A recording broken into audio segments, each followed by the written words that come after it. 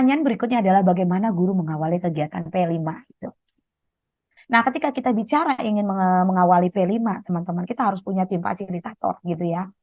Nah, ini siapa yang memimpin kepala sekolah gitu ya.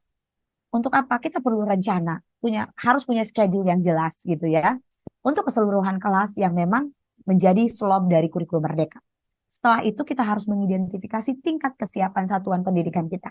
Apakah kita masih di tahap awal, di tahap masih berkembang, atau di tahap udah siap untuk berbagi gitu ya. Nah, jadi ini sekilas saja, kemudian kita nanti baru merancang dimensi, tema, dan alokasi waktu dari penguatan proyek kita. Kemudian baru kita menyusun modul. Kenapa perlu disusun modul? Ini yang perlu kita pahami. Mengapa banyak P5 nggak efektif di sekolah saya, Bu Erlina? Kita nggak tahu mau ngapain gitu ya. Kenapa, teman-teman? Kita nggak susun modul dulu gitu. Maka modul itu harus jelas, teman-teman. Kita harus susun. Nah, semalam kita udah belajar ini ya. Nah, yang terakhir, kita merancang strategi pelaporan hasil proyek. Ini yang akan kita bahas lebih dalam malam ini ya. Oke?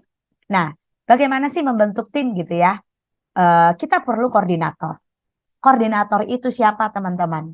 Itu boleh wakil kepala sekolah atau boleh guru. Tetapi ingat, teman-teman, harus memahami PJBL, pembelajaran berbasis proyek. Gitu ya. Kenapa? P5, role model metode pembelajarannya adalah PJBL. Seperti itu ya. Nah, kemudian teman-teman nanti kita juga perlu yang namanya fasilitator project. Nah, siapa sih fasilitator project? Ini kalau sekolahnya kita kecil gitu ya, maka semua guru dilibatin aja nggak apa-apa. Tetapi ketika sekolah kita besar gitu ya, maka seluruh guru yang masuk di tingkatan itu, seperti di sekolah saya, ini tahun kedua. Maka ketika kami tahun pertama, itu kelas 1 gitu ya, saya kebetulan guru SMP, maka semua guru yang masuk di kelas 1 itu semua ikut fasilitator. Gitu ya. Nah, sekarang sudah tahun kedua, ikutlah kelas 8, kelas 8 dan kelas 7 gitu ya. Nah, atau nanti boleh disesuaikan dengan kebutuhan jam.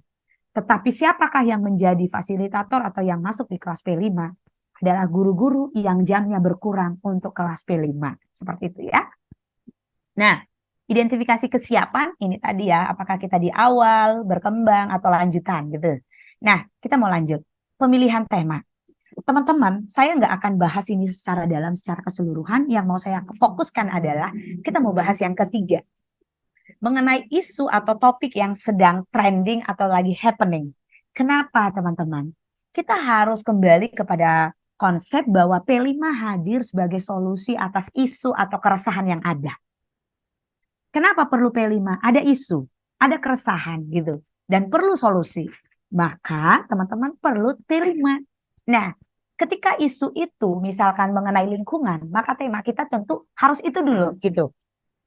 Nah, tema yang paling urgent, yang menjadi tema yang pertama, itu adalah isu yang paling hangat terjadi di lingkungan kita.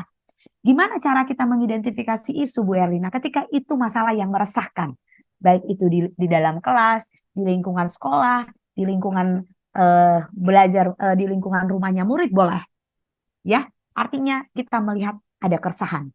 Perlu solusi. Maka itulah temanya kita, gitu ya, teman-teman. Kemudian kita mau melihat penentuan dimensi dan tema project gitu ya. Nah, teman-teman, ini contohnya saya ambil di fase C. Fase C ini masih kelas 5 ya. Nah, kalau di fase C, teman-teman, jumlah jam pelajarannya kan untuk P5 itu 252. Ya, ada nanti di panduan. Kemudian dimensi yang disorotin itu berkebinekaan global, mandiri, dan kreatif. Ya, kita dalam memilih dimensi itu boleh 3 atau 2 gitu ya. Kalau di SMP boleh 3, ya 3 2 juga gitu ya. Nah, teman-teman lihat jumlah proyeknya ada berapa? Ada 2. Berarti teman-teman untuk satu proyek berapa? 126 JP. Boleh. Bu Erlina, bolehkah tema pertama kami lebih banyak JP-nya? Boleh. Ketika slotnya itu mau lebih fokus, ketika isu di sana juga lebih meresahkan, dan teman-teman concernnya di sana lebih ingin didalami. Boleh. Ya, sesuai dengan kebutuhan. Jadi teman-teman, P5 ini fleksibel sekali ya, fleksibel sekali. Nah, ya teman-teman, untuk tema, kita milih temanya apa? Kearifan lokal atau kewirausahaan. Nah, dimensinya apa? Ini teman-teman, berkebinekaan global atau kreatif, kemudian yang untuk kewirausahaan, kreatif, dan mandiri. 2 aja dimensi yang dipilih. Gitu ya. Nah, kita akan lanjut ya. Kemudian elemen, teman-teman. Elemen ini juga ada di panduan, pedoman elemen ya. Teman-teman tinggal download, searching-searching di Google gitu ya.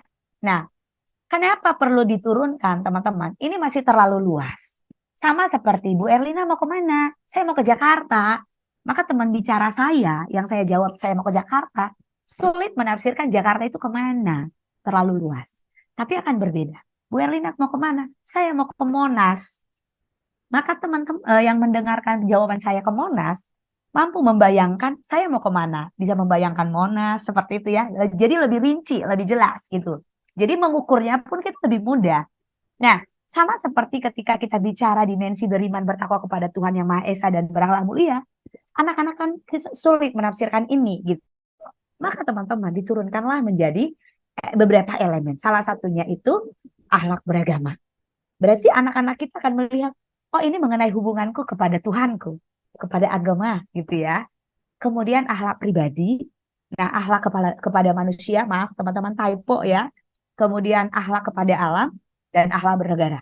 Ini teman-teman, kenapa perlu diturunkan? Perlu yang lebih spesifik, lebih mudah kita ukur gitu ya.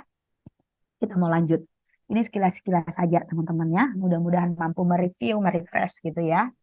Nah, teman-teman, elemen itu diturunkan lagi ke sub elemen. Bayangkan teman-teman, ingin benar, dikeker benar, tercipta profilnya di murid gitu ya. Sama seperti kita lihat dulu teman-teman di sub elemen kerjasama. Berarti ini dari elemen bergotong royong gitu ya. Nah, kerjasama ini teman-teman, kalau di sub elemen itu dirangkai berdasarkan fase gitu ya. Nah, ketika ini di fase PAUD, kerjasama itu muncul di diri murid ketika murid terbiasa bekerja bersama gitu ya. Nah, kalau dia di kelas A, di fase A gitu ya, berarti ini di kelas 1 sampai kelas 2. Ini mampu menerima dan melaksanakan tugas serta peran yang diberikan kelompok. Jadi kerjasama dalam kelompok gitu ya. Nah, sedangkan kalau di fase B, kelas 3 sampai kelas 4, ini mampu menampilkan tindakan. Artinya apa yang kita lihat teman-teman? Naik dia kan levelnya gitu. Nah, sedangkan kalau dia di fase C, berarti kelas 5 dan kelas 6 menunjukkan ekspektasi. Sudah ada harapan.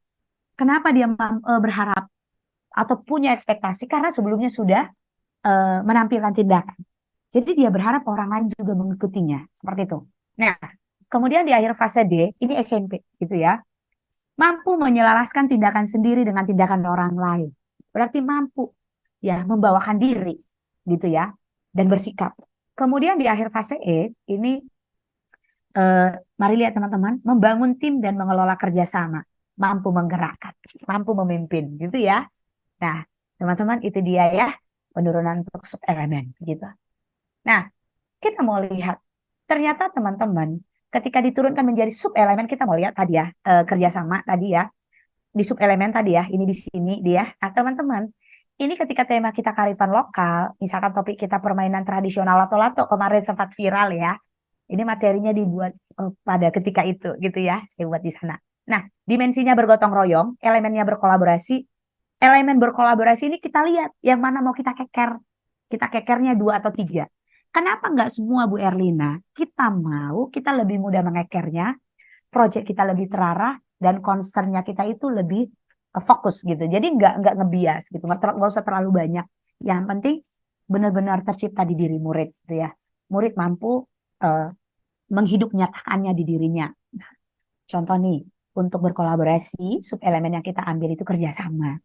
Nah, kerjasama itu nanti muncul ketika anak-anak menunjukkan ekspektasi gitu ya. Ini fase C. Nah, sedangkan untuk sub elemen komunikasi untuk mencapai tujuan bersama, ini anak-anak memahami informasi dari berbagai sumber dan menyampaikan pesan dengan menggunakan berbagai simbol. Ya, penafsir-penafsiran. Seperti itu, teman-teman.